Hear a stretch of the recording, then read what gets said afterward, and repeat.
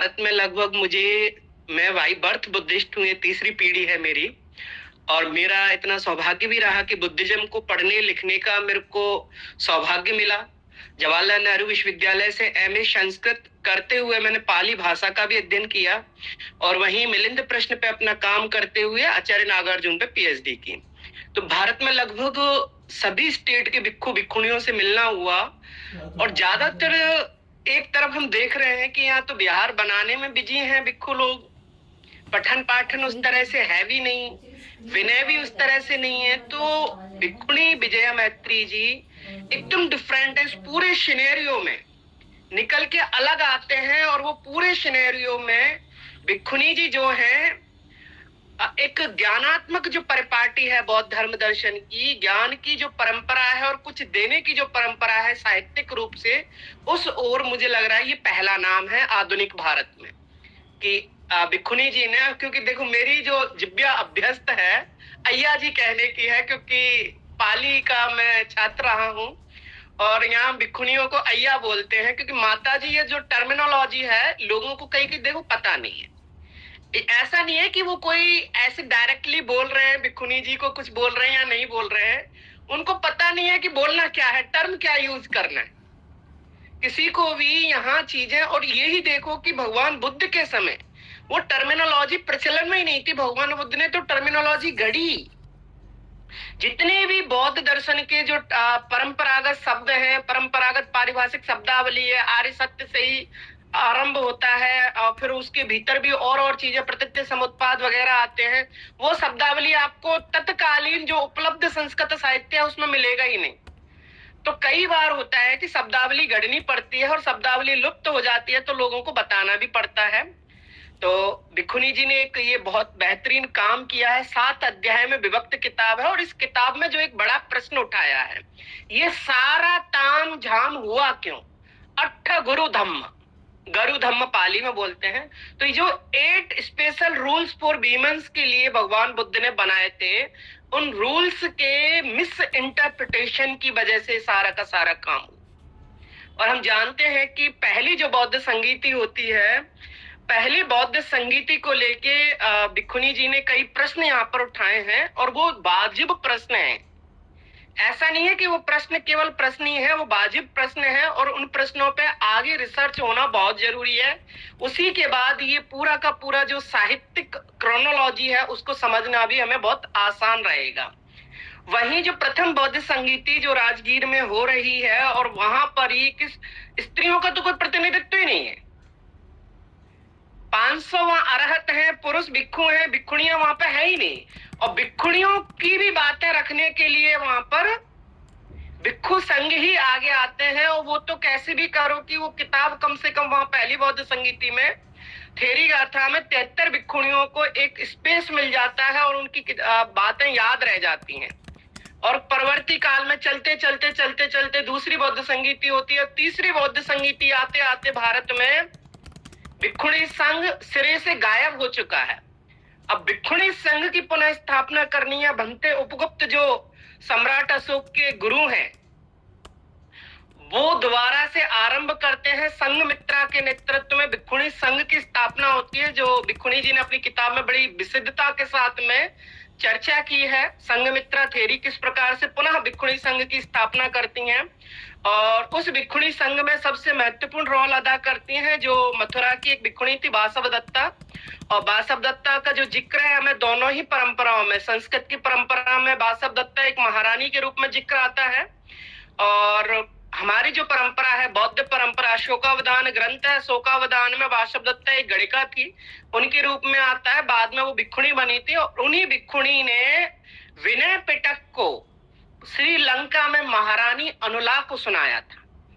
तो संघमित्रा के साथ में भी जब पूरा भिक्खुणी संघ जाता है, यहाँ से हजारों की संख्या में भिक्खुणियां जाती हैं, 1-2 भिक्खुणी नहीं होती, हजारों की संख्या में भिक्खुणियां जाती हैं। तो ये चीज भी भिक्खुणी जी ने अपनी किताब में रखी है। और एक जो और पॉइंट सबसे बड़ा यहाँ पे अगर आप लोग देख पाए हो इस किताब को पढ़ने के बाद कि बुद्धिज्म में स्त्रियों के पॉइंट ऑफ व्यू से बाबा साहब के बाद कोई किताब ही अवेलेबल नहीं। बाबा साहब से पहले यहाँ एक किताब थी बीसी लॉ ने लिखी थी, विमेन इन बुद्धिस्ट लिटरेचर, बाबा साहब ने उस प्रश्न का उत्तर जो करपात्री महाराज ने प्रश्न उठाए थे, जो गीता प्रेस गोरखपुर के संस्थापक थे, उनके सारे प्रश्नों का समाधान किया, क्योंकि ये हिंदी वालों ने बहुत सारा रायता फैलाया है हिंदी में साहित्य लिखकर, और वो ऐसा लगता है कि बड़ी हाइपोथेसिस कहीं दूसरी दुनिया से उठा के ले आए हैं। उन्हें लगता है कि स्त्री पुरुष का संदर्भ केवल पति पत्नी का ही रिश्ता इंपॉर्टेंट है, बाकी पूरी दुनिया में और कोई रिश्ते ही नहीं होते। उस एक दंपति के रिश्ते के अलावा उनकी सोच आगे बढ़ी नहीं। तो सन्यास भी एक रास्ता है इसमें। ऐसा नहीं है, जब पहली बार महाप्रजापति गौतमी सन्यासिनी बनी, भिक्षुणी बनी, प्रवर्जिका बनी, और उनके साथ में काफी जो शाक्य कुल की स्त्रियां बनी, और उसके बाद तो एक पूरी परिपाटी है, और ये 73 भिक्षुणियां जो अलग अलग जगह से आती हैं, जिनको आधार बना के पूरा थेरी गाथा ग्रंथ है, जिसमें मुक्ता है, मेत्ता है, पुन्ना है, पनिका है, भद्दा कपिलानी है, भद्दा कच्चाना है, अम्बपाली है, सिदासी है, उब्बरी है, अलग अलग, कोई राजघराने से भी है, कोई सामान्य परिवारों से भी है, कोई ब्राह्मण परिवार से भी, अलग अलग जाति, अलग अलग वर्गों की महिलाएं थी। और बाद में तो क्योंकि बौद्ध धर्म एक विधिवत धर्म के रूप में भी आ गया था, तो बौद्ध धर्म से भी भिक्षुणियां बनने लगी रही होंगी, ये सारी चीजें हुई होंगी। तो इन चीजों को जब देखना है तो ये भिक्षुणी जी का बहुत बड़ा कॉन्ट्रीब्यूशन है। और मैं तो मयूरा जी को ये कहूंगा कि इसका वो अंग्रेजी अनुवाद करें, जिससे ये किताब वैश्विक स्तर पे जाए, और ये जो डिबेट है अट्ठगुरु धम्म को लेकर, वो डिबेट इंटरनेशनली आनी चाहिए, और वो बहुत वैलिड डिबेट है, ऐसा नहीं है। क्योंकि बुद्धिज्म में आज भिक्षु संघ विनय के रूल्स को अगर देखते हैं, सारे विनय के रूल्स तो कोई फॉलो नहीं करता।